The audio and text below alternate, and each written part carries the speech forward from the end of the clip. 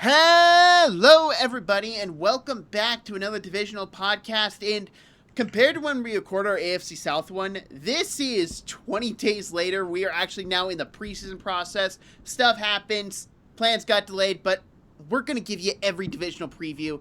And we're jumping to the NFC South, where I'm expecting some arguments. Wouldn't you say so? I don't think there's going to be any arguments. I just think that maybe some differing of opinions. And those usually turn to arguments with us. uh, Looking at the NFC South, though, on paper, this was a division that had the worst records in the NFL last year, as no one was over 500. The divisional winner, Carolina Panthers, were 8-9, and every team had a negative point differential. And I believe the Buccaneers actually had the best point differential when it was around negative 45. So it can't get worse, right? One would hope not. Yeah, but when you watch the NFC South, you never know. Now, looking at everything that's happened since we've done the AFC South, a lot of injuries have happened, and we can now have a better sense of what these teams will be. So we're going to jump into it. We're going to be going alphabetical order, and we're going to be starting with the Carolina Panthers. And talk about a rough start to training camp with the Carolina Panthers, losing Nick Scorton, losing Chris Brazzell, just a major blow right out of the gates for them, including and just considering all the moves they made in the offseason, where they didn't really rest on their laurels compared to with what they did last year to finish the season. They were aggressive. They really, really tried to add to this team to make them a much better unit that was more consistent than last year's team. Yeah, I'd say that they had some money to be able to spend, but they didn't do, basically just go sign whoever they could. They did a really good job about adding. Recently they brought in Darren Waller. Yeah. That'll be interesting to see. Who is wearing number 35? That's interesting. I did not know that. That's like here's your number. You're washed. You're not making the team. Here's a number type move to me. Well, they could definitely use his red zone production from last year. Yeah. I mean, the big question for me when I look at the Panthers, and like you can look at this with a lot of their offseason moves, and a big concern I have for them is it feels like they're going to try and Joe Burrow it. By that, I mean just spread out the offense completely. Go complete shotgun, spread approach. Get so many wide receivers on the field. And that sounds good on paper, but how many wide receivers do you really trust in this team? Tatori McMillan was awesome his rookie year. Jalen Coker is a fun guy who hasn't really popped yet, but has been a good player. And then, who else? Well, I just said Darren Waller, right? I mean, isn't that what we're talking about? Well, I don't know if Darren Waller sees the field over like a Jatavian Sanders, you drafted Sanders to fill in the role of a spread offense tight end. So, I'm very interested to see how they really roll out the formations. I mean, if Xavier Legette has popped by now, you'd feel more confident. If you were higher on Brazzell during the draft process and he stays healthy, you're probably higher on this offense. But, to me, a big question I have right now is where is the receiving depth? This is a team I'd really like to see go out there and acquire another wide receiver. Well, and then also you have to look at it is a lot of their production at the running back position from last year is gone. What is Jonathan Brooks' health like? He's good to go. Well, that right there could be, if he is fully healthy and can stay healthy, that is a huge offensive boost. Because I think if he's fully healthy, he's the best running back on the team. Yeah, and it's hard to disagree with that. And a big question also you can look at is Ikem Ekwonu. How's he going to do after suffering just a disaster injury in the wildcard game against the Rams? And this is a team that did win the division last year. All credit to them. Wasn't a great division, but it's really hard to figure out how this team's going to be able to bounce back off of the division win. Is there more pressure now on the coaching staff and front office from Dave Tepper? Now that he's seen them do something to make the playoffs, does he now need them to definitely get there? That's the thing for this division. I think that making a prediction on August 23rd, I don't care what it is, you're going to be wrong. Yeah, that's fair. Moving on to the free agency moves, though, they brought in Jalen Phillips at a 4-year, $120 million contract, $30 million AAV. I'm very interested in this deal works out because Jalen Phillips coming out in the draft process, I was a gigantic fan of him. And then the Miami Dolphins had him forever, and he really had no help. There was no one around him that could really help get after the quarterback. You could just kind of solo him out. Then we saw him get traded to Philadelphia mid-season last year, and he finished the season overall very strong, I would say. And I'm hopeful that he can live up to that contract, but this does feel like a risky contract to give $30 million a year for a guy who hasn't necessarily popped at the highest level yet. Well, and also, I mean, and almost anybody can do really well in Philadelphia's defense, right? Because that defensive line is loaded. You can't double team anybody. Now, I mean, he is going to be facing some double teams, right? So, well, he was facing double teams in Miami. Yeah, and he wasn't as successful as he was in Philadelphia. Yeah. And that's where you really missed the Nick Scorton aspect of it. If he could have popped his second year, you would have had a guy on the opposite side of him that could actually get after the quarterback and apply pressure and really create havoc. Yeah, definitely. They also brought in Devin Lloyd, who I am shocked the Jaguars let go. Really popped last year, showcased great speed, great athleticism, great play recognition. Felt like the guy that everyone was excited about come out of Utah. Comes in at relatively a 14 AAV per year, 3 years, $42 million. I like the contract. I like the player. I think it's a good move for the Panthers, who need a stabilizing guy in that linebacking room. And you got to realize that, Jacksonville is 29th in salary cap, right? So they didn't have a lot, and they had to go through the draft and everything else. So, I mean, unfortunately, it's just there's sometimes when you have to let players go. Bringing in Kenny Pickett as a backup quarterback's fine. $4 million, 1-year deal. Probably a one-and-done type guy. Rasheed Walker coming in for depth. So I have a question on the Kenny Pickett move because, of course, they did trade Andy Dalton, right? Do you think that's because if Brian does struggle? Bryce, you mean? I mean, yeah, Bryce, excuse me. If he does struggle, nobody's going to be asking for Pickett, but they were clamoring for Dalton. I don't think that will be the guy. To me, Pickett was brought in because do you remember when he was entering the draft process and Dave Tepper loved him? Because Dave Tepper had a connection to Pitt. To me, it honestly feels like Dave Tepper finally gets him in the building. I don't know. I think that there's more, behind the scenes action there. Also, I want to know who's clamoring for 2026 Andy Dalton.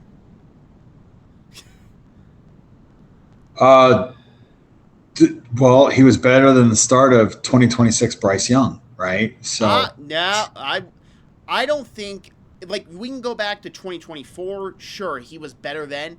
I think Bryce was far better last year, and he rounded out the season. But remember, was it 2023 Bryce's rookie year? Hang on, am I getting my numbers confused? 2023 was Bryce's rookie year.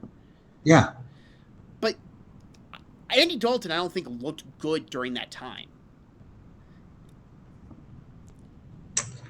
I don't know. I mean, you think about it.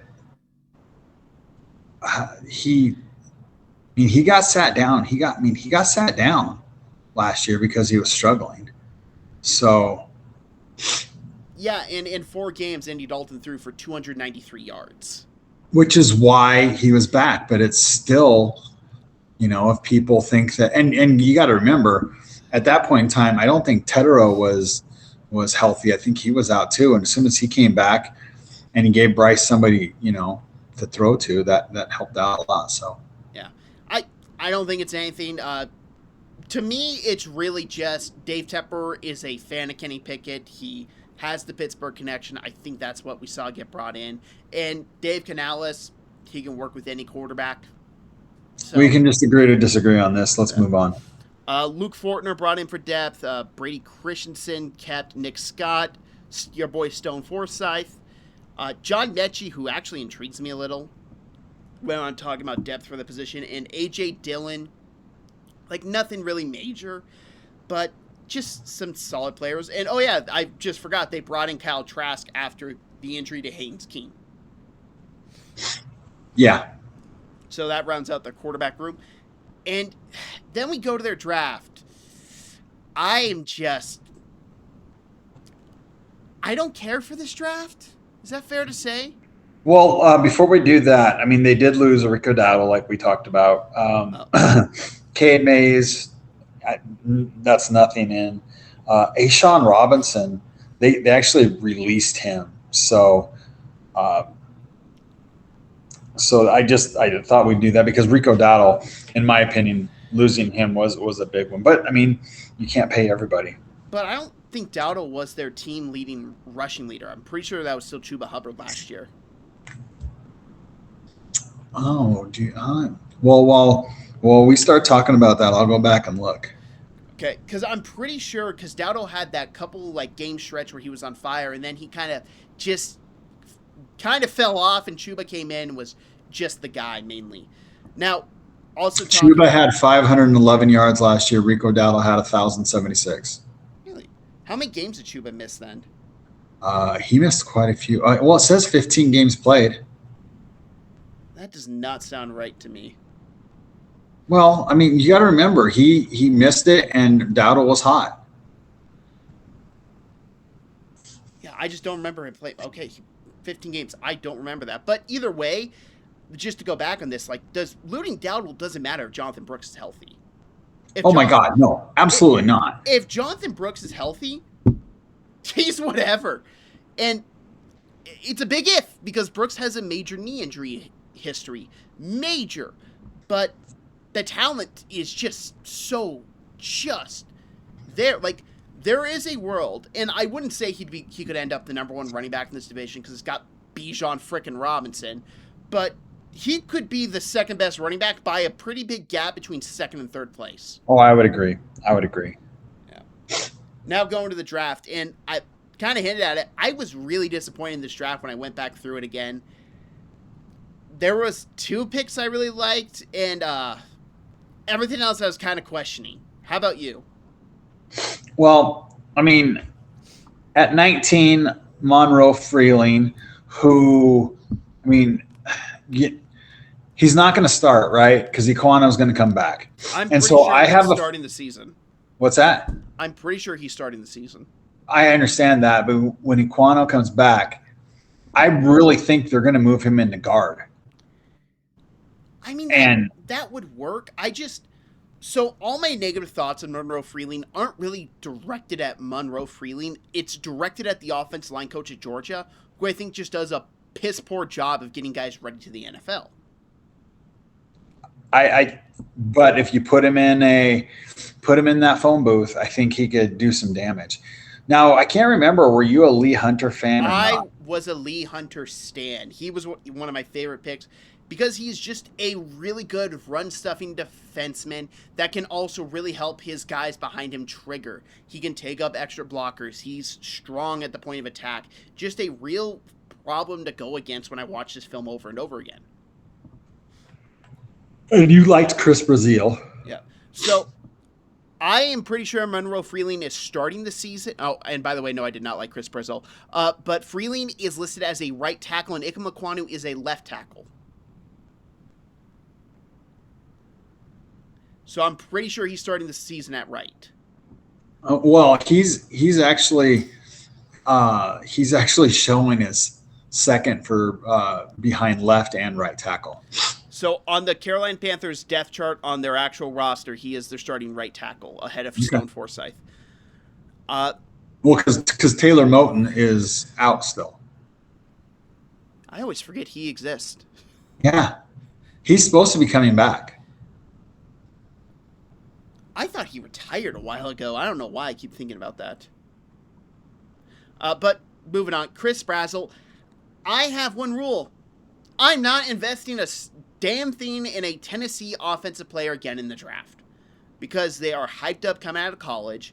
They have this great ability to be this amazing Z in college because Tennessee's offense really benefits it, and then they get to the league and they just don't have that ability whatsoever because Tennessee's offense is so structured to get them the ball.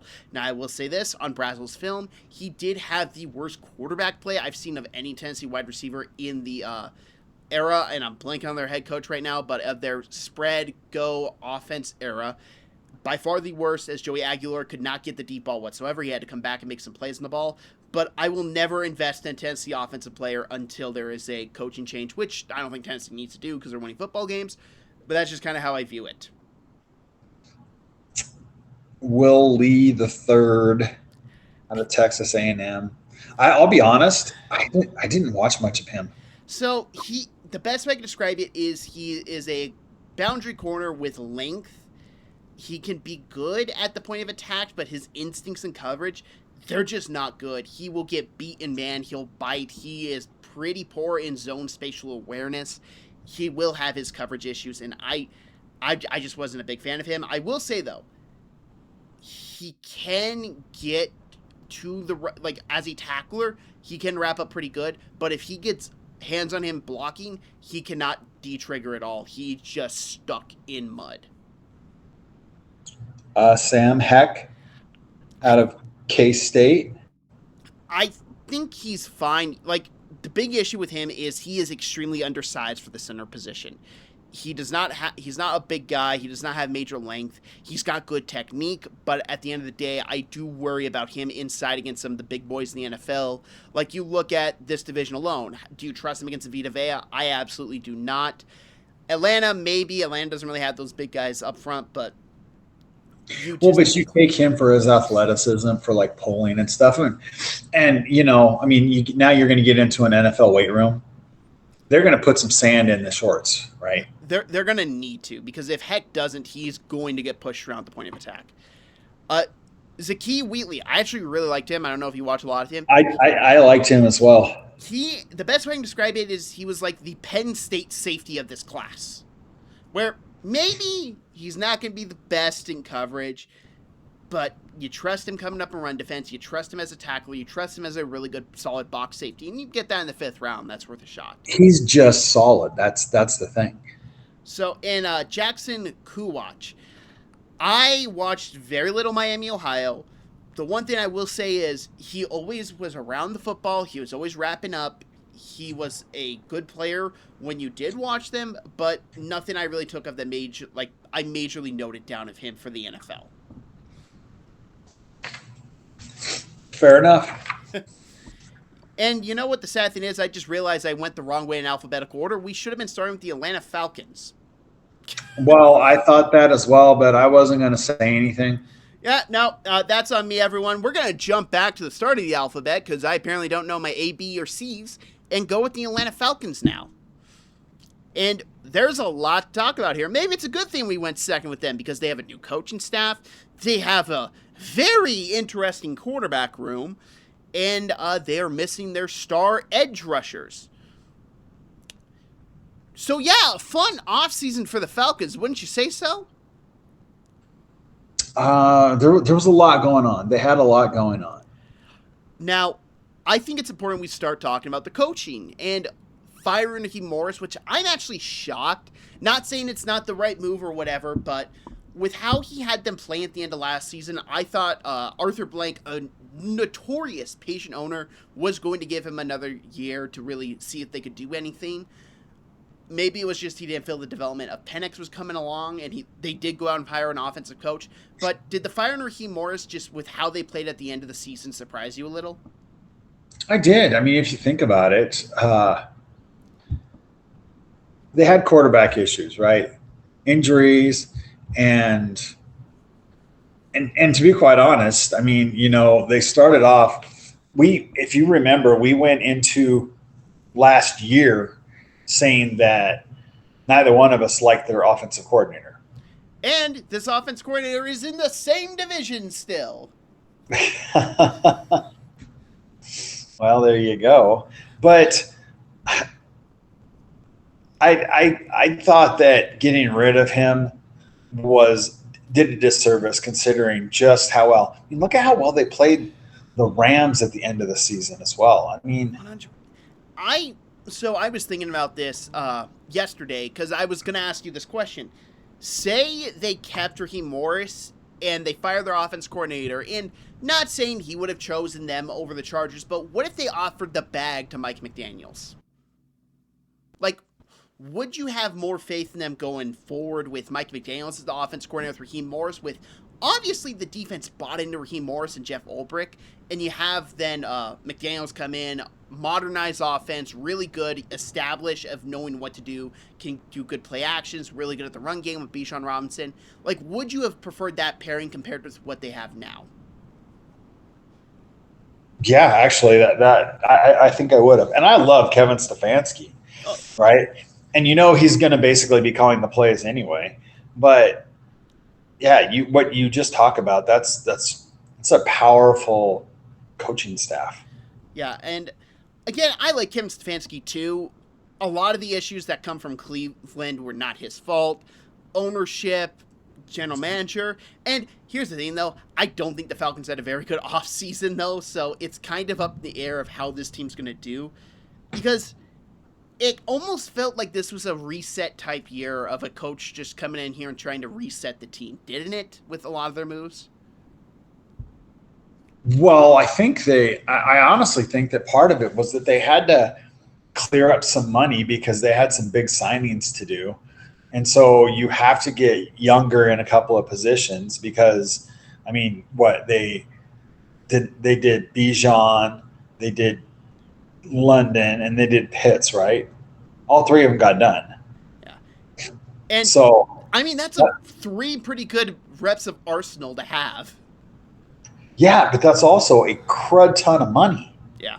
And it's paid to two positions that aren't really highly paid much. Like, most teams don't structure their roster with a highly paid tight end or a highly paid running back, let alone both.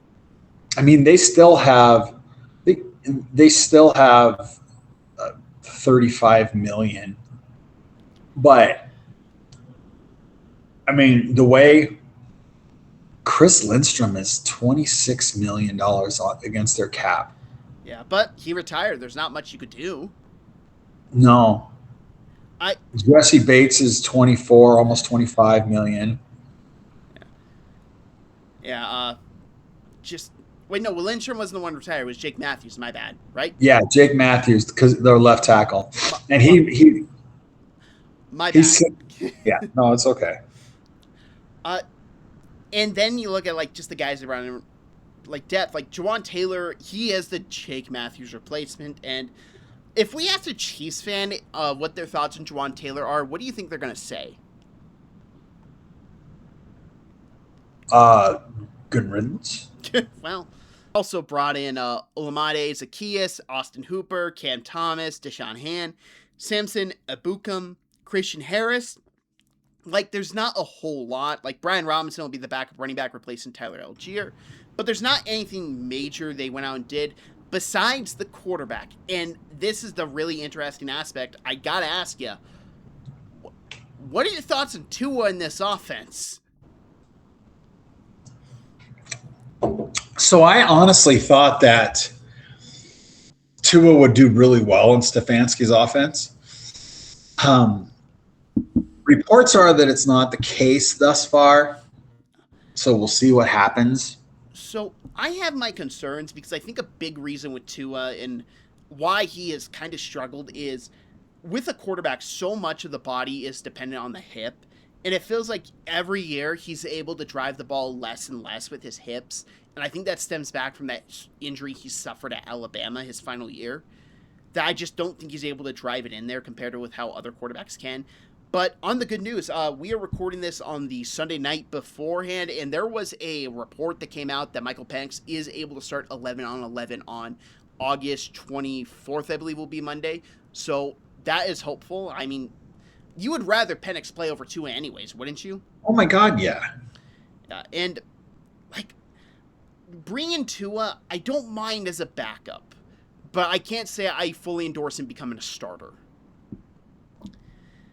And going over some of their free agent losses, Kirk Cousins, I mean, that was just a disaster contract. Really no other way around it. D. Alford, who could still play football really, really well. He just feels like one of those guys that's been in the league forever by now, but he's weirdly only 29 years old. Caden Ellis, solid player, guy who is an aging linebacker, but just could play like a bad MFer. Taylor Algier, already mentioned the replacement bringing in with Brian Robinson. Algier, you can't pay Algier $6 million a year when you're going to pay Bijan. It just wouldn't work.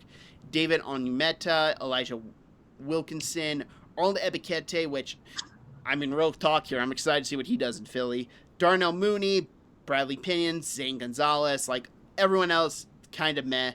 But you really look at the fact that you lost Caden Ellis, D. Alford. It makes me wonder what this defense is going to look like, because last year, Caden Ellis was so vital to how they were able to play, because there was a lot of just run around hit. Caden Ellis, even though he is an older player, still had some pretty good athleticism, and I'm curious to see how they replace that on the defensive side of the football.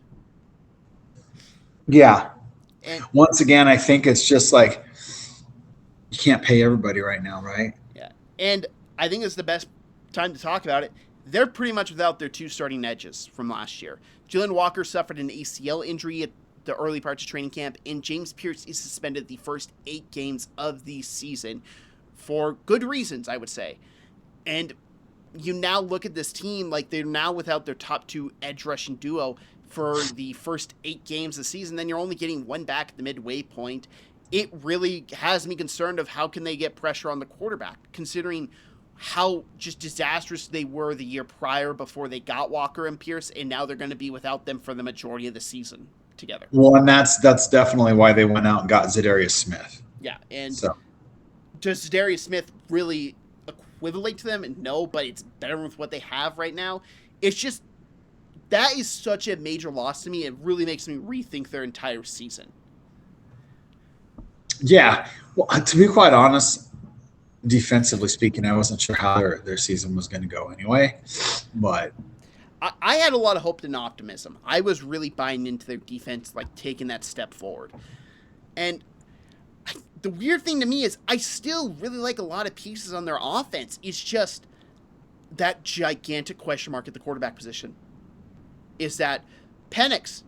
I like Penix. He hasn't really done a whole lot in the NFL, but he hasn't looked like outright disastrous. But then again, injury concerns. Tua, he has looked outright disastrous at moments, but majorly injury concerns. And then what are we looking at? The third string quarterback, and Jack Strand has looked really, really good in the preseason, like especially against the week 2 game against the Colts. He looked awesome, but just nothing that really makes you think he could be the long-term starter for multiple games during an NFL season. And, quite frankly, how you were bringing up the fact that they were cleaning out some things. Maybe they're anticipating not doing well this year and entering into the draft next year, getting a quarterback. I think it's risky, but I mean, I'm just going to look at this like Arch Manning perspective, because the Mannings are very intelligent football family. They know what they're talking about. How many backflips would the Manning brothers attempt if they could get their nephew to work with Bijan, Kyle Pitts, and Drake London? And Stefanski is the OC. I mean, he's the coach, but he's calling plays too. Yeah, that would just be perfect. And he'd be close to home. Yeah, true. Actually, no, never mind. He'd be like the first Manning since Archie to be like South, because Eli and Peyton were both Northern teams, and also Archie being a Saints and considering like that's the Falcons' arch rival, that would probably feel good for Falcons fans. That would be funny, yeah. All right, getting to the draft. Who doesn't love Avian Terrell? So just getting into this a little bit, I've been waiting to dig you on this. Where did you have him going in your draft? Oh, I don't care where I had him going. It was the first Chiefs pick, and that was what I would do mock. You had him going early every time. Well, he should have. And even in the predictives. I'm pretty sure in the predictive, I did have him going round 1, but I'm pretty sure it was to the Chiefs' second pick. I'm pretty sure that's what I had if I had to double check. This has been a while since we did that. But I don't think so, but that's okay. I was high on Avian Terrell, and I still am, because this dude can be like that top level nickel back, and he's getting paired up with his brother, which is a cool story, 100%. But you just look at Avian Terrell. He can come in, he can play the nickel position. He's maybe not the most athletic player, but he's got good technique. He knows how to fight with the ball in the air. Just the type of player I love to watch.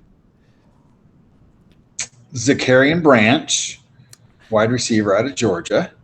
What did you think of Branch? Because I was never certain on him whatsoever. He doesn't flash at all. It's not like he's got no burst plays. See, I disagree. I think he's got good burst. I just think I said burst plays. No, I think Georgia. Okay, the best way I could put it is he was a product of a crappy quarterback that could not really force the ball downfield at all, could not really do anything, which limited how he could be utilized, because I remember him at USC just looking like this absolute future beast. Then he goes to Georgia, and Gunnar Stockton is he's not good. He can't push the ball downfield, and I feel like they had to limit how they would use him. At the very least, he's a very good return man. But I can't look at him and really look at this wide receiver 2 position on this Falcons team, who it's going to be between him and Jahan Dotson, and really have a lot of hope and faith, because I didn't see Zachariah Branch really play the wide receiver position a major lot at Georgia, because they didn't really use their wide receivers how a wide receiver should be used. Well, I think you forgot they got Zacchaeus. No, I didn't. I like Zacchaeus, so. Kendall Daniels. He's just a Brent Venables linebacker. Maybe not like safety linebacker type athleticism guy. Good athlete. Kind of reminds me a little bit of Divine Diablo. I'm curious to see how he does when he has to really take on the physicality of the NFL, because there were some questions of that when you watch his film in the SEC.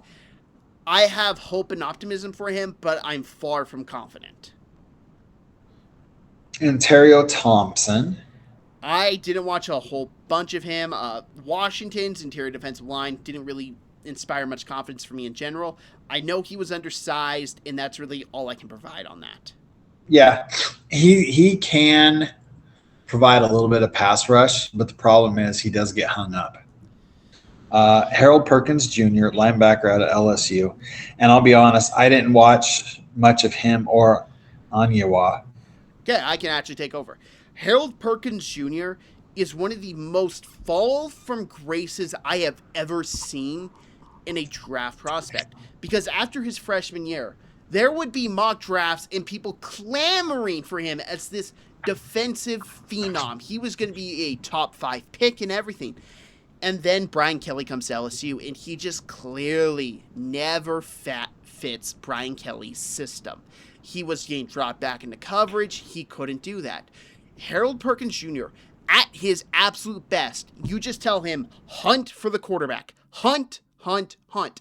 And if the Falcons do that, especially when you look at the fact he was drafted in the 6th round, he has a lot of talent. I understand he is undersized. I understand he's had knee injuries. Just have him hunt. If you have him hunt, you might have something with him.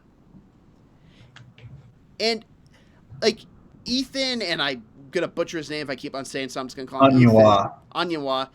Very developmental, probably will be a swing tackle, maybe guard. He came out of Rice. He has, with what you really like to see with that athleticism, athletic frame, everything to really like, but his technique is not there. He will get grabsy. He will get out of stance very easily. He will get beat. He's not finished. He's not even close to finish. This is the round 7 dart you throw at the dartboard, and if it hits, you maybe have something special here. And then on to the Saints. Ooh, boy.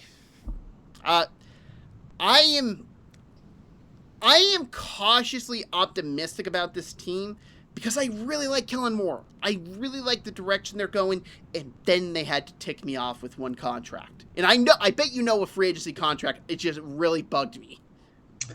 The ETN? HN.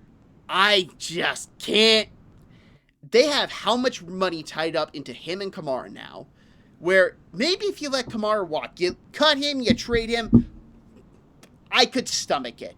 But Okay, so I'm going to ask a silly, silly question. Okay, how much do you think they signed him for?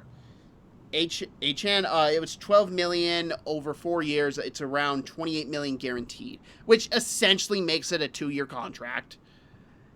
But I don't think he's the player you should give $12 million to at the running back position.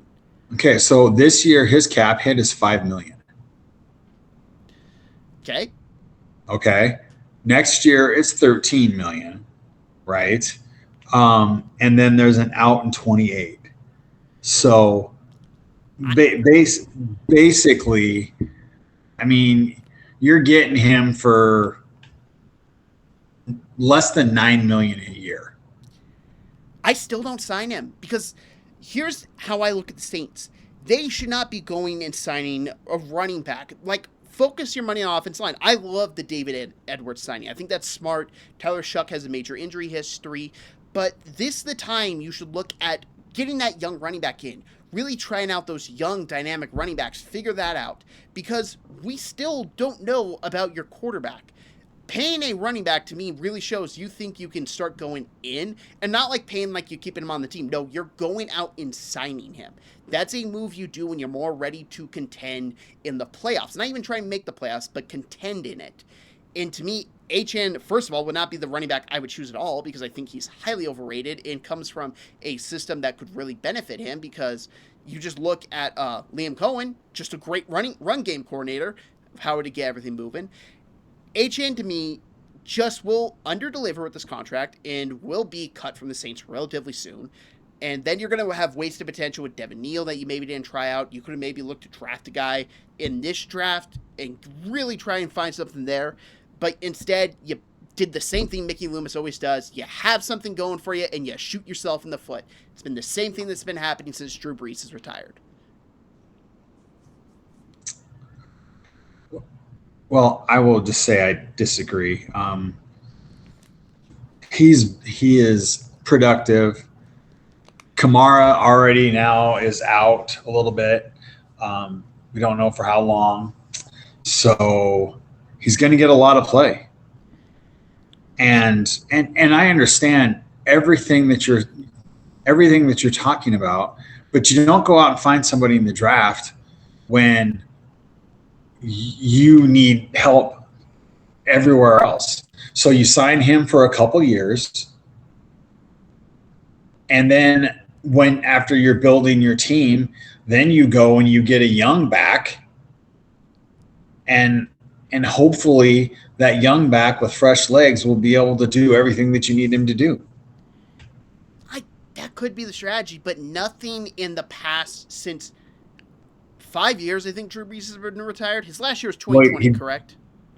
Well, didn't he just go into the Hall of Fame? And I can't remember if it's a 5 or 4 year wait period. It's 5. It's 5 years. So the past 5 years of Mickey Loomis has not given me faith that he can do that. Well, I think that one of the things you have to look at is the fact that he still is, almost $15 million under the cap. For the Saints, I'll give them credit. That is a shocker. I think that's pretty dang impressive. And, I mean, yeah, Brise and Raduns, unfortunately, they're both, injured reserve. So I actually am going to cut you off because we actually have a Saints trade to talk about. That would be they are sending Deion Jones to San Francisco in exchange for Zamir White. Yeah. I'm sorry. That's just, we're not going to keep him. You want to trade and switch and see. 100%, but still, I just find it ironic that we're doing this and that happens. They do lose some guys in free agency. Alontae Taylor, I don't know about that. Like, you look at so much of the I like the Saints secondary. That's actually a position I really like on their team. Probably my favorite aspect of them. I don't really know if Alontae Taylor is going to be desperately missed. Demario Davis, Is he 38 years old now at the time of this recording? He's definitely up there. Like, he has been an ageless wonder of the linebacker position forever. That's the type of guy you move off of with a rebuilding roster, 100%. Get that. Foster Moreau, he was a fine, solid backup tight end, but really won't provide anything. Luke Fortner, Jonathan Bullard, Jonah Williams, Jack Stroll, like, all these other guys don't really make a major impact. Well, and then Taysom Hill retiring.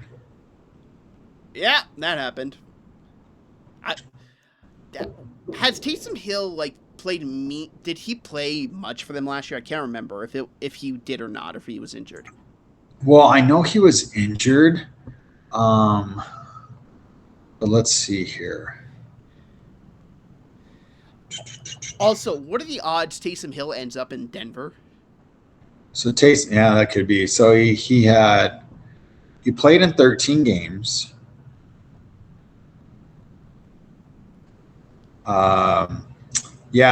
Basically he had about 200 yards total offense. Yeah, no, you're not missing much there. I mean, he was a good career-long Saint, kind of like the fun guy to look at, but he was always just kind of... Well, and to be quite honest, I just don't think that flashy type style is Kellen Moore. No, it's not. And also, like, he has suffered a lot of injuries. He is getting up there in age. There was really no point in bringing him back. Yeah. Now looking at their draft, and I mean, do you want to say Jordan Tyson for last? Because I feel like he's going to be the longest talking point. Yeah, that's fine. So we'll save him for last. We'll go on to Christian Miller. Christian Miller was the guy I thought would be the first defensive tackle drafted. Not saying he was my favorite, but he just kind of always fit like that type of mold that the NFL prioritizes, that nose tackle run defender. I don't really care for him as a pass rusher, but like I really think he's a solid, good run defender. Yeah, I think so. He is not. The thing is, and the reason why I don't think that he went before some of them is he's a solid run defender. He is not the best run defender that came out of that group, and he doesn't provide as much pass rush as some of the other guys do. So yes, but he's a Georgia Bulldog, and Howie Roseman loves his Bulldogs. I get it. But I think it honestly helps. I mean, it helps their defense out a lot. So, yeah. I mean, we're talking about this. I mean, Kellen Moore did spend a year in Philly. Maybe he learned the trick of let's just draft Georgia. You know, it worked while he was there, right? Yeah. To be quite honest, I don't know much about Oscar Delp. He is a very athletic tight end. To me, this is a very much a potential type pick. I don't really trust him as an inline tight end at all. More or less your spread out tight end, kind of the one that you're going to try to match up on linebackers, do a seam route, try to get him down the middle, make some big plays happen. He needs to really, really improve his strength, though. Like, if you were to have him in line, I'm pretty sure a lot of linebackers would just plow through him. It wouldn't be pretty. He's a good athlete. The best way to describe him is, do you remember Eli Stowers this past draft cycle, the Vanderbilt tight end? Yeah. A lesser version of that. Jeremiah Wright from Auburn, guard. Good in the run game. I didn't care for him as a pass pro, but I thought he had some good run blocking ability, could clear out lanes. Well, 6'5", 331, you would hope so. Yeah. Bryce Lance.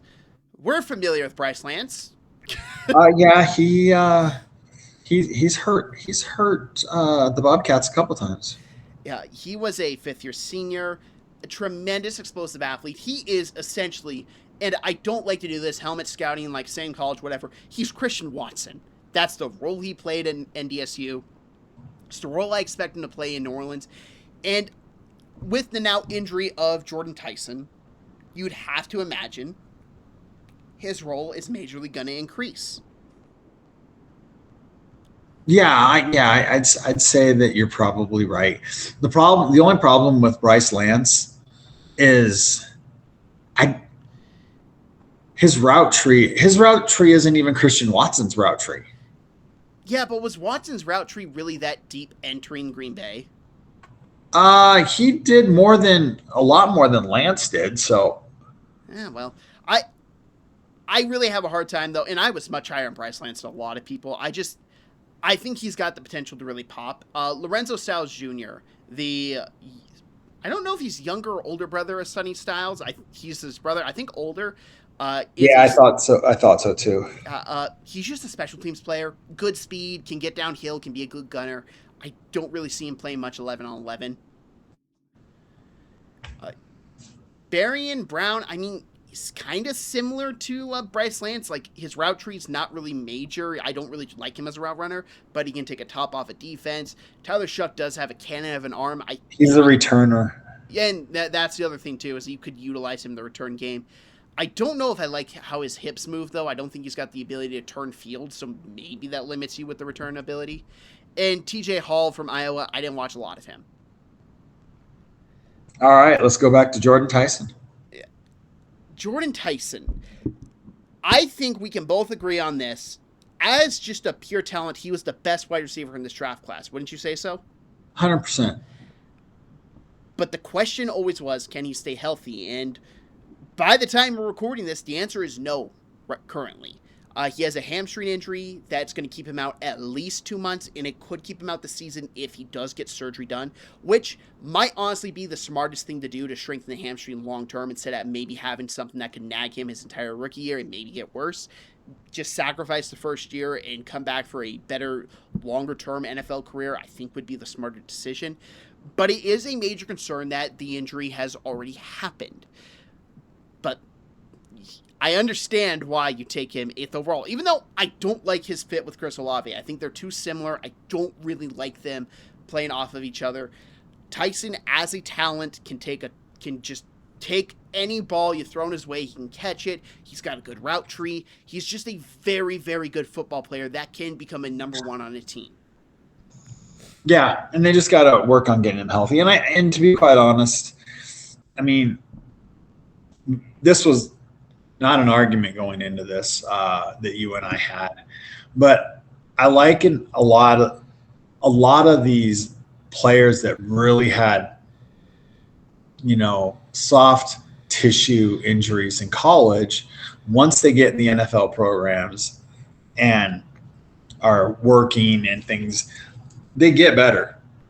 So I think that it's going to take him a full off season to kind of start leaning into that.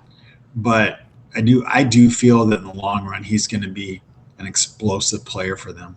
Yep. And they have extended Olave, which I find very interesting. Like I said, I don't care for them as a duo, but I mean, it's better than losing Olave for nothing to get a compensatory pick. You pay him, especially if he's out for this year. You pay Olave, you have him produce, and maybe you then trade him for something better in the long run. But yeah, very fascinating to see how the season plays out for Tyson, and I wish him a speedy recovery. But before we move on to the Bucs, I feel like we kind of have to take some time to talk about him. Tyler Shuck. And Tyler Shuck did have a good end to his season last year. I don't think it was anything amazing or anything, but he looked like a guy that you could at least bet on going into a second year, see with what he's got. He's got some good running ability. His arm is still really lively. He had some good reads. He had some bad reads. He had a rookie overall in reading defenses. I am curious, though, what teams are going to do to him now that they've had the offseason to kind of really scout him, to figure out what they do well. And I look at the Saints team where defense outside of the secondary, I have major concerns. To me, this team really depends on how much can Tyler Shuck evolve and handle how these defensive coordinators are going to adjust to him. 100%. And I think that's one of the reasons why they have Etienne, however you want to pronounce his name. HN. When he came out of college, it was Etienne. Well, so I mean, hey, how many people called you Anthony in your life, and you went no, it's Tony? No, I've been Tony for since I was a little kid. Well, see, you changed it still. No, my parents changed it. Uh, And moving. and it wasn't. You don't have a nickname for your last name for the most part. Okay, so Tony is a nickname for Anthony. Etienne is how it was pronounced in college, how it was pronounced his first couple of years, and then all of a sudden you want to change it, and Just wait till we get to Green Bay. If you saw what Zach Tom changed his name to, that I can't pronounce yet. uh, moving on to the Tampa Bay Buccaneers, and I, what do you say about this Bucs team? Like, they should be good, but you're worried about their coaching staff. Like, do the players quit? They don't have Mike Evans anymore, which is just a major loss. I mean, Baker's EPA with Mike Evans on the field versus off is so noticeably different, and not in a good way when Mike Evans is off the field. Like, I'm very torn on this Bucs team right now. How about you? I'm more concerned with the defense than the offense. Hell. I mean, you got Ibuka, Godwin, as long as he stays healthy, and McMillan. So, Baker has pretty good chemistry with Tez Johnson as well. Otten, he did well. And then, I mean, their offensive weapons, Bucky Irvin. I mean, they did well last year. They had injuries across the board last year, and their offense was still pretty good, right? Their defense is what concerns me. Well, I didn't say I had faith in their defense. I like their rookie, which we're going to talk about a lot. I hope Benjamin Morrison really gets to shine. It's such a weird team to look at because I feel like this is the best roster in the NFC South, but there just feels like so many things that just could go wrong with them. Kind of with every team in this division. You would tell me any team in this division could finish last, finish with a top 5 pick. I think I would believe you. I would. How long has that been going on in the NFC South? Yeah, like since Drew Brees retired, because you couldn't say, yeah, they'll finish the top 5 pick. It's Drew Brees. He would catch them out of it. Yeah, but I mean, even when Brees was in this, right? I mean, worst to first was just a commonality in this, and so there was so much fluctuation. There really haven't been that many dominant teams for very long. They may hit an apex of a couple of years, and then, I mean, Tampa Bay has honestly probably done the best out of anybody over the course of a while because, they had the Brady, and then I feel that the coaches kind of shined, and I feel a lot of that's because of Jason Licht. Because I do think he's one of the best GMs in the NFL and the best GM in this division. Oh, I would 100% agree with that. And, like, right now, they're not extending Baker, which they're not gonna until they decide on Todd Bowles. I'm just going to tell everyone this now. Baker Mayfield, if I had to guess, will not be a Buccaneer next year. It's just... I just look at this roster and, like, they kept Kate Otton, who's a good player. They brought in Alex Ancelotti, go Gators. Kenneth Gainwell, that's whatever. A'Shawn Robinson, fine, solid interior defensive player. Muhammad, like, fine defensive end. Miles Killebrew will be a special teams guy. They really didn't bring in a whole lot, but they lost, and I got to save the one guy for last, so don't worry, everyone. We'll get to him. Logan Hall, you lose him. Like, that's a good interior defensive lineman. He's not great, but he was solid. Jamal Dean was a very good man coverage guy for him, but I understand letting him go with his injury history and the fact he is 30 now. And Rashad White, who, I mean, just, like, considering how much he was paid, I'm kind of shocked they didn't bring him back. Does that shock you a little with him only getting $2 million, considering how much they clearly like to use him? Oh my gosh, yes. I'll be honest, I did not understand that. And using Gainwell instead of White, I mean, what is that all about? Gainwell, I mean, if you were going to pay White that much, or if you could have got White for that much, why would you pay Gainwell $7 million? Yeah, Makes no sense. It feels just kind of weird, like, especially considering you could have thrown more money at Mike Evans. But I don't think this was a money issue, and it's time we talk about it. Mike Evans is no longer a Tampa Bay Buccaneer, which just kind of feels wrong, doesn't it? Yeah. He's just one of those guys that you want to see him retire. I mean, he's got his ring. You just want to see him retire where he was at. You hear that, Jason McIntyre? He's got his ring.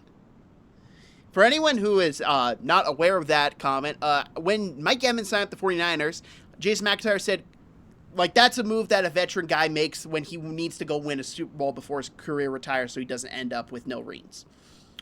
Strictly with what I'm pointing out there. To anyone who doesn't know. Did that really happen? Yes. Jason McIntyre, he was filling in for Colin Cowherd, and he said that. Oh, well. Yeah. I don't know. I'm glad that I could educate. Yep. I don't get how you could say that when you're considering his quarterback was Tom Brady for 1 year, and it was one of the coolest stories kind of in the NFL that the Bucs finally get back to the playoffs and then they win it. Yeah. But like Mike Evans, there's so much there. He's such a good locker room guy. He's still a really good player, even though you have major concerns about his hamstring injuries. It just feels wrong, and a lot of this boils down to, I pay attention to a lot of Bucs people and with what they talk about, and the real predominant thing that was said was he left because he didn't believe in the team anymore. And that's not an indictment on the coaching staff, which I was shocked Todd Bowles was retained after how last season ended. It was kind of like the reverse of Raheem Morris, of where I thought, okay, the Falcons they're on a hot run, they're going to keep him. I don't know if I necessarily agree with that long term, but I understand it. Todd Bowles, I'm like, okay, you kind of got to fire him at this point. And they running it back, it's honestly shocking to me. Maybe there was just too many guys that have been fired at that point and they didn't want to be like the fourth or fifth choice. But, I mean, also, they changed their coordinators. So, yeah, you think about what this team has lost in offensive coordinators over the past 5 years. Two of the best young head coaches in the NFL, I will say. Exactly. So they made a hire, and it was a bad hire. Plain and simple. Right? And so now you go out, you get another guy, see what happens. The irony of this, like I said, is the offense doesn't really worry me as much as the defense does. And that's Todd Bowles' specialty. That's exactly where I was going. So I guess on to the draft. How did they get Ruben Bain? How? I honestly think that this is basically just the old adage that he's got short arms, and all the teams that went ahead did was pissed him off. Like, you saw the look on his face when he was drafted. He looked like Bane from Batman. And he's even got like the mask now to go with it, which is sick. That was really cool. And then you just see these reps of him in practice and then in games just tossing dudes aside. And, like, I understand you look at measurables. I understand everything that comes in that. Analytics, everything when it comes in the draft process. It's much more than how does the player play. I don't understand how you can watch that Miami defense, who had a lot of really good talent on it. Akeem Mesdor was another first-round pick and a really good player. But how you just don't come away watching and thinking, yeah, Ruben Bain's going to be a stud. Like, I compared him to Jadeveon Clowney the entire draft process because, hypothetically, maybe he doesn't become this amazing pass rusher because of his short arms. Great, he's still going to beat you at the point of attack and run defense. Like, there were so many things I just saw over and over again with Ruben Bain that it made no sense that he would fall. He was, in my opinion, the best edge rusher in this draft class by a good bit. That's not showing. You know what? You know how to counteract short arms? Power. Guess what? He's not a speed rusher. No. But he will just push you around. Yeah. Like, those are the reps we're seeing now of him just tossing NFL linemen aside. And sure, some of them are backups, but they're not college. It's not like he's going against Grambling State or FAU or just some smaller school that he's just throwing aside because he's at Miami. No, he's doing against guys who are going to play in the NFL this year. Yeah, definitely. I think that was huge for them. Josiah Trotter, linebacker out of Missouri. I like him. I really do. Same. He's a football player. I don't envy him though. Let's just move on from that. Oh. I like him. He's a football player, and you know what? He's starting from scratch. Yeah, I will say I think he's a major boost for this defense that lacked the ability. And I love Lavonte David. He was a shell of his former self last year. He was not fast. He was not fast. He was not able to trigger downfield and really attack blockers like Josiah Trotter can. My concern with Trotter is how is he in pass? Can he get in coverage? Can he really cause a lot of issues if they line him up on a tight end, line him up on a running back, because these offensive coordinators will do that to him? How can he handle himself? Can he hold up in that to at least being average while he really starts to piece stuff together as he develops as a player?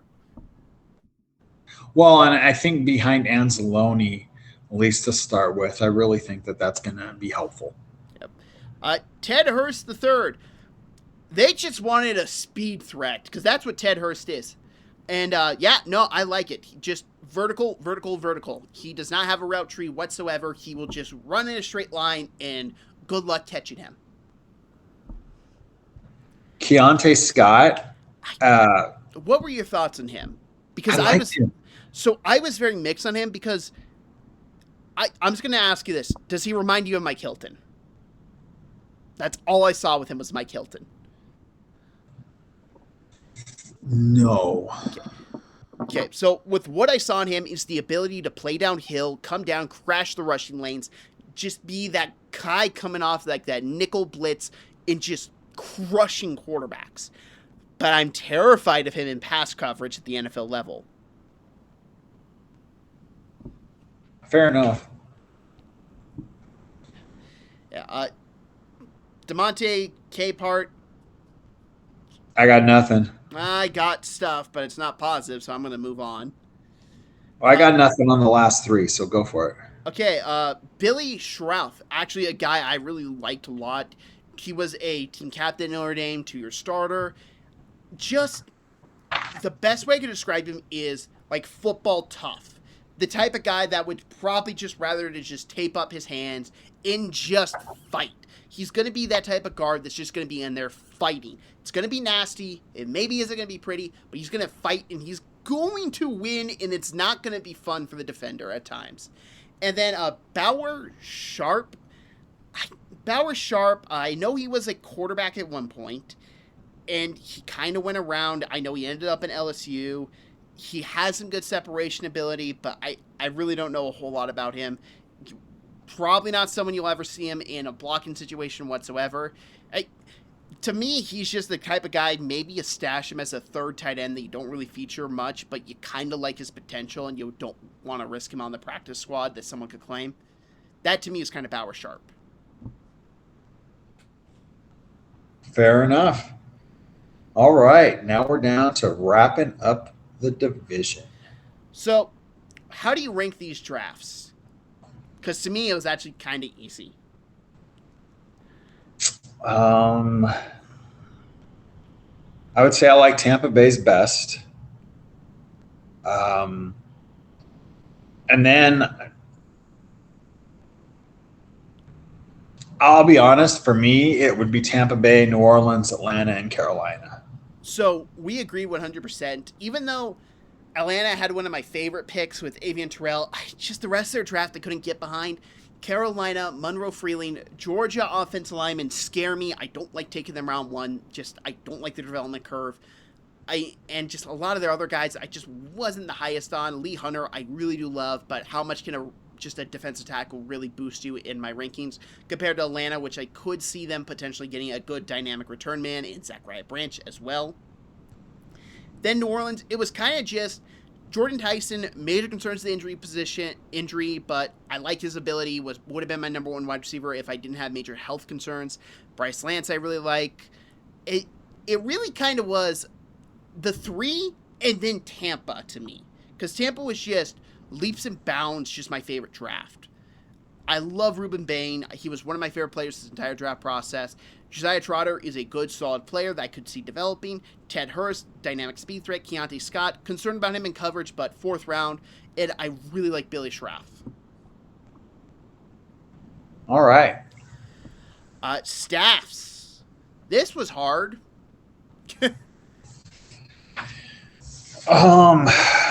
Yeah. So I went Carolina 1 because I really like Dave Canales. I think he's a good head coach. Evero, he hasn't lived up to that like incredible season with the Broncos, but I still really trust him. I'm curious to see with what he's got with all these pieces now in Carolina. And I feel like I'm going to butcher his name. Is it Tizen? The offense coordinator, I really do like. I think he's going to be able to help spread out the offense a lot. Brad Idzik? Idzik. Oh my God, why I think Idzik. I don't know why I thought Tizen. So just so we're clear, Idzik and Canales, Tracy Smith, and Darrell Bevel, and Jonathan Cooley have all at one time been with Seattle. Yep. And I really think he knows how to spread out an offense really well and can really help with Bryce Young. Second is Atlanta, and this is where I really struggled, and I kind of just had to give it up to them because Kevin Stefanski has won in the NFL at a high level with Cleveland, which gives you bonus points in my books. Jeff Ulbrich is a really good defense coordinator. They're retaining him after a good defensive season and progression for young players last year. It really just came down to that for me. New Orleans was third. Kellen Moore, I think, showed really good promise, and I got to give it up. Brandon Staley had a really good year last year.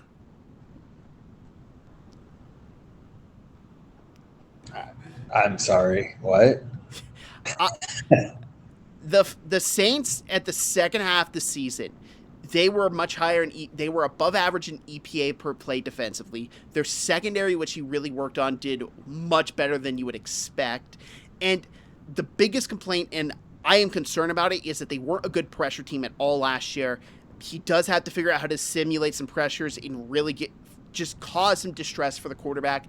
If that doesn't happen, I do have some concerns about him as defense coordinator. But based off last year, I think he did a really good job as defense coordinator for the Saints, which just lacks a lot of talent in my opinion. I'd go there. I would agree with you. I would honestly switch Tampa Bay and New Orleans. Quite simply, I like Zach Robinson and the former Atlanta Falcons offensive coordinator. No, I was being a smart aleck. I meant George Edwards. I'm sorry. I do like Todd Bowles, and I like TJ Yates. I really do. So for me, it came down to, it feels like Todd Bowles is most likely getting fired after this year. I don't like Zach Robinson. No. I don't really care for a lot of aspects of the staff. Like Danny Smith, forever in my heart as a Steelers fan, but his return units don't really give you much positivity. He will have designed a couple great blocks that's going to have you just excited, Tampa fans, but there's going to be a lot missing there. I just look at Tampa as kind of like just they're the job in waiting, where if I'm a rising coach, I'd love to go to Tampa and work with Jason Light. So I'm going to ask you this now. Breakout player in this division. Who is it? Because I bet we're the same.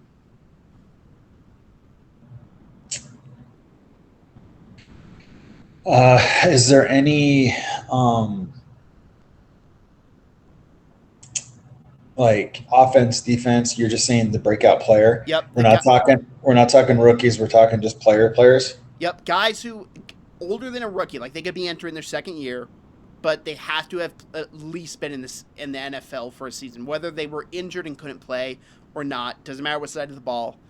Who breaks out in this division? Because I think we have the exact same player.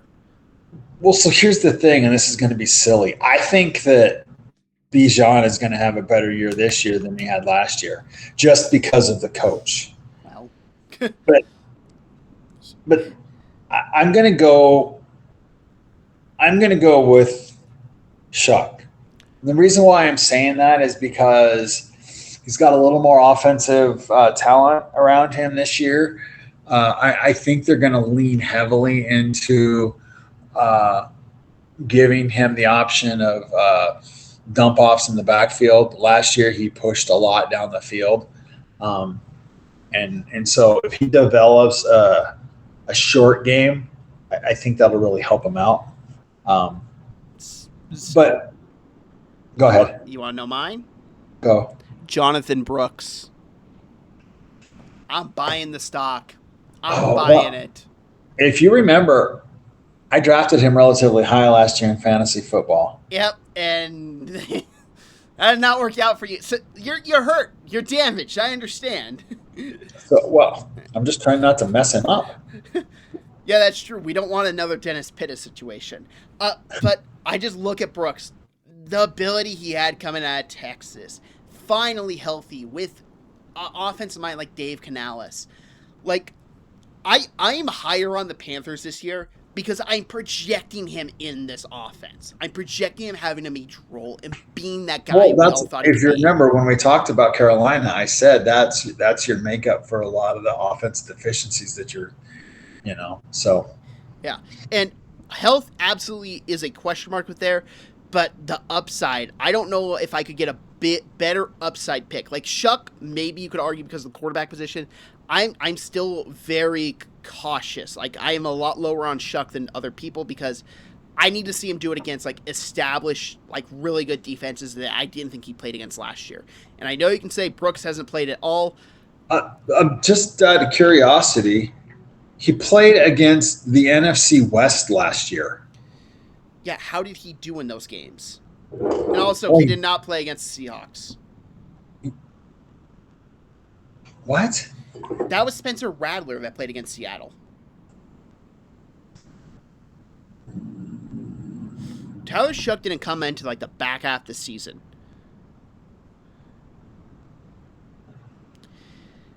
Because he made his debut, his like real debut game was, as I'm pulling up the game logs, was okay. Well, he did play against Seattle, but he had 2 pass attempts. So his real official debut was against the Bucs on October 26th, in which he was 17 for 30, 128 yards.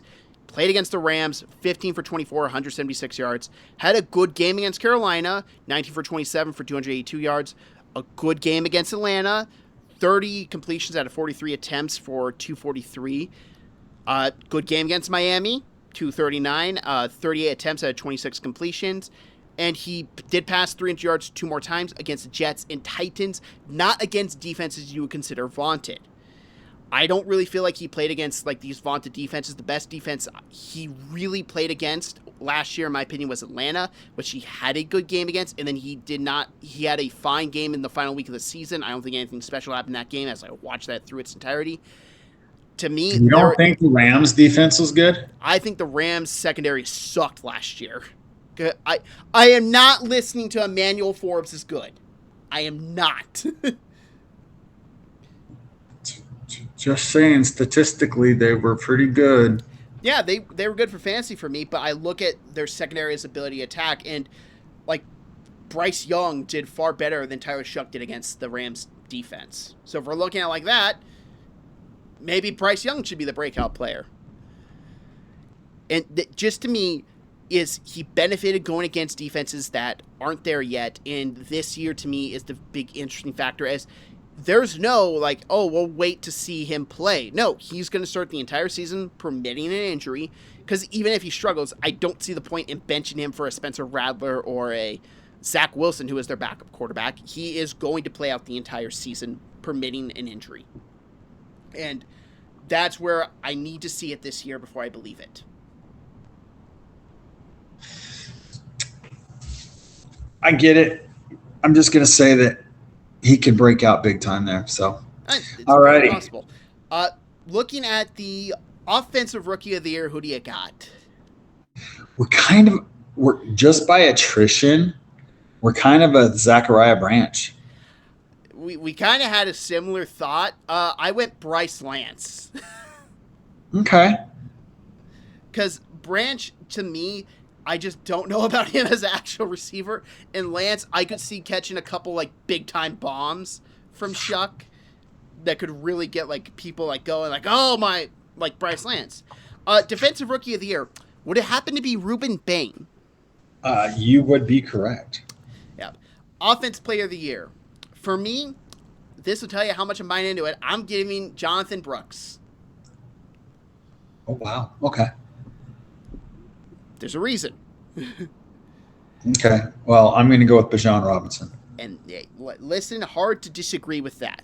My only concern, and this is nothing against Bijan, maybe you just load the box against Atlanta and say, can your quarterback do anything? And even then, I don't know if you can stop Bijan.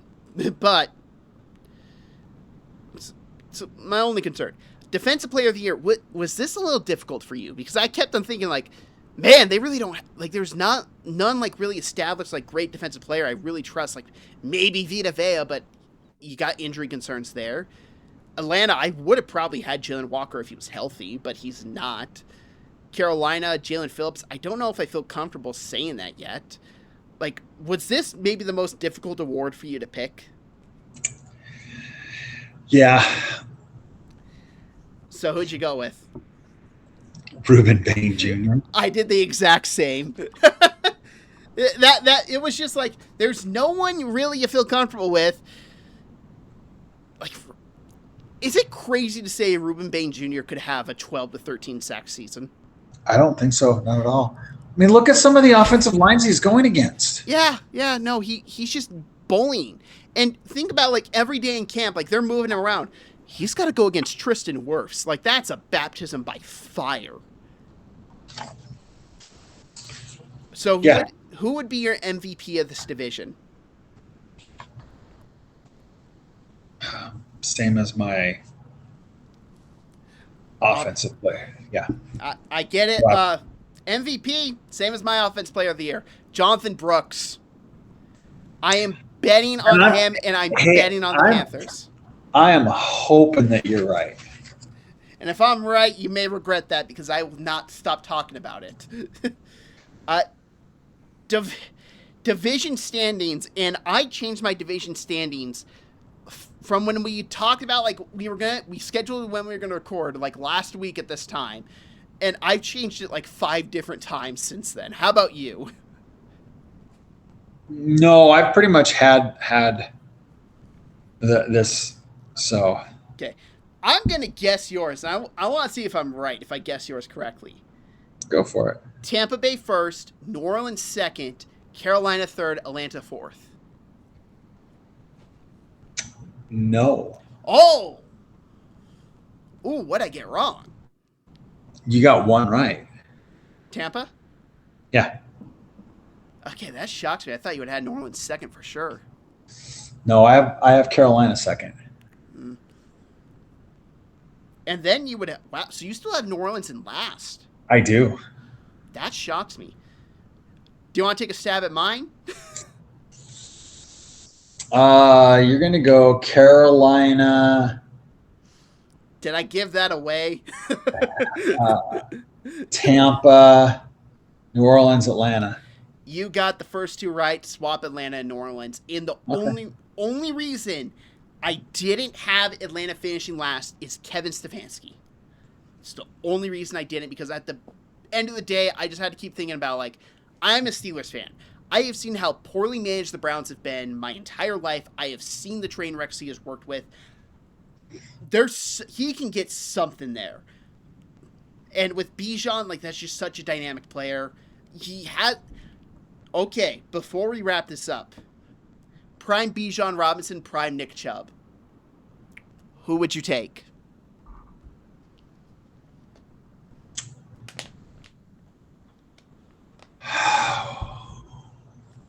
Who's my favorite, or who would I take? I know your favorite's Nick Chubb. Yeah. Who would you take as a football player? I would take Bijan. Wow. It's hard to disagree. And that's saying something considering how good Nick Chubb was. Yeah. Yeah, it's just, there's going to be like 5 to 6 to maybe 7 games this year where Bijan gets close to 200 yards. Do you think that's a stretch? No, not at all. Like, you know what? It's hard for me not to say this because it's such a hard number. I could see Bijan Robinson eclipsing 2,000 rushing yards this year, and I wouldn't be shocked at all because he's going with a coach that's a better run game schemer. He is going to just have the ability of being the number one option on this team. If Penix can come in and do something offensively and really lighten that box, that'd be even more terrifying. But I just look at Bijan. So let me ask you a question. Yes. With Stefanski calling plays, who do you think would have been a better backup running back? Robinson or the gentleman that is now in Arizona? Algier? Algier. I would say Algier because I think he's got more burst. Ooh, no. I think Robinson. Really? I would really like a guy with some better burst. I'm trying to think of a back. You know, honestly, maybe Arizona wants to get rid of like a James Conner. You could take him as a backup. I like Brian Robinson. Really? Okay. In this offense, yeah, I do. Are you just saying that so you can trick someone to take B. Robinson in fantasy football so you can get Bijan? No, I don't think that's going to happen this year. That happened a lot last year.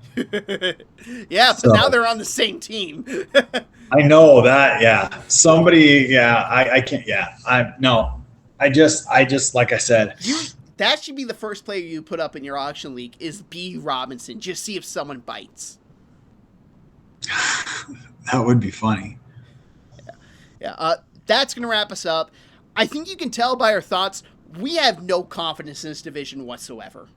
I could see any team finishing first. I could see any team finishing last. To me, a big thing I was looking at here was storylines and what's a fun story to cover. And I think that's the arrival of Jonathan Brooks. So that's kind of what I predicted. That's kind of what I'm hoping for.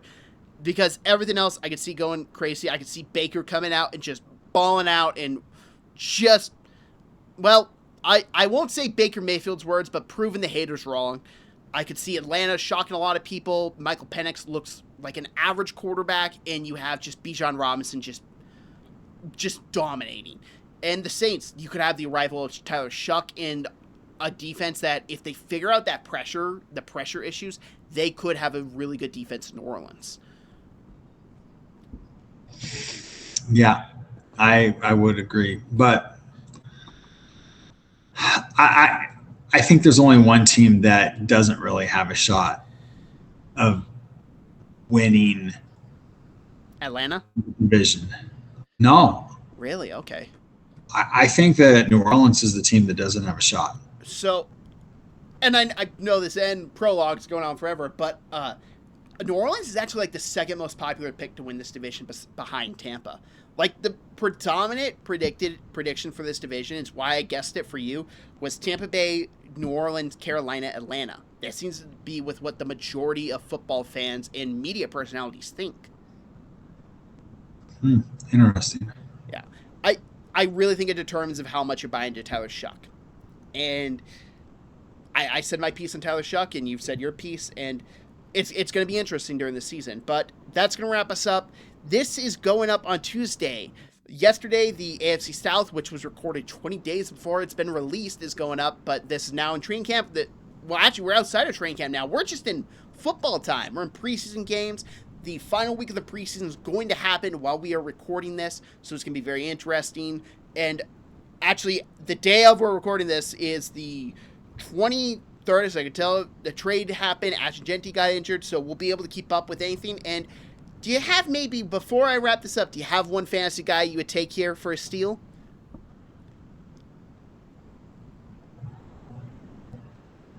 No, there's no offensive players. That is very fair. But that's going to wrap us up. Thank you very much for watching. I hope you all have a great day, and thank you very much for watching.